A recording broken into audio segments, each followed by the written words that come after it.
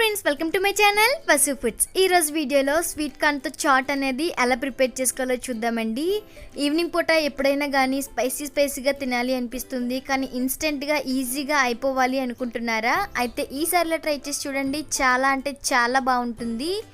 అంతేకాకుండా sweet corn అనేది ఈ సీజన్లో చాలా ఎక్కువగా దొరుకుతుంది కదా, సో అది ఎలా ప్రిపేర్ చేసుకోవాలో చూద్దాం. ముందుగా ఒక బౌల్ తీసుకొని అందులో 1 వరకు స్వీట్ కార్న్ అనేది ఈ విధంగా ఉడికించుకొని పిక్కలు అనేవి ఇలా ఒలుచుకొని తీసుకుంటున్నాను. ఉడికించేటప్పుడు ఎటువంటి సాల్ట్ అనేది యాడ్ చేయడం లేదండి.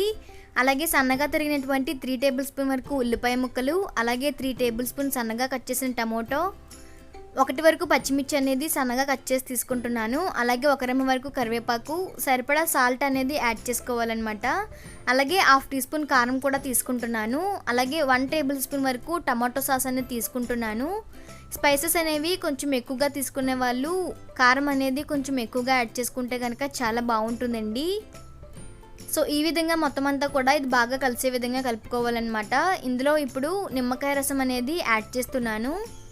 నిమ్మకాయ అనేది పూర్తిగా ఆప్షనల్ మాత్రమే అండి. ఇష్టపడే వాళ్ళు ఎవరన్నా ఉంటే కనుక యాడ్ చేసుకోవచ్చు, లేదంటే లేదు. కానీ నిమ్మకాయ యాడ్ చేయడం వల్ల చాలా అంటే చాలా బాగుంటుంది. అలాగే 1/2 టీ స్పూన్ వరకు గ్రీన్ చిల్లీ సాస్ అనేది వేస్తున్నాను. మీరు ఇంట్లో ఉంటే యాడ్ చేసుకోవచ్చు, లేదంటే లేదు.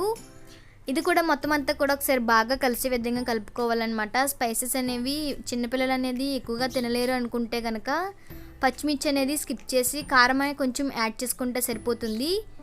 చూసారు కదా, స్వీట్ కార్న్ చాట్ అయితే రెడీ అయిపోయిందండి. చల్లారిన తర్వాత తినే కంటే వేడివేడిగా చేసుకొని తింటే కనుక చాలా బాగుంటుంది. సో ఈ వీడియో కనుక నచ్చినట్లయితే లైక్ చేయండి, షేర్ చేయండి. అలాగే నా ఛానల్ని సబ్స్క్రైబ్ చేయడం మర్చిపోవద్దు. మీరు కూడా తప్పకుండా ట్రై చేసి మీకు ఎలా కుదిరిందో నాకు కామెంట్ చేసి చెప్పండి.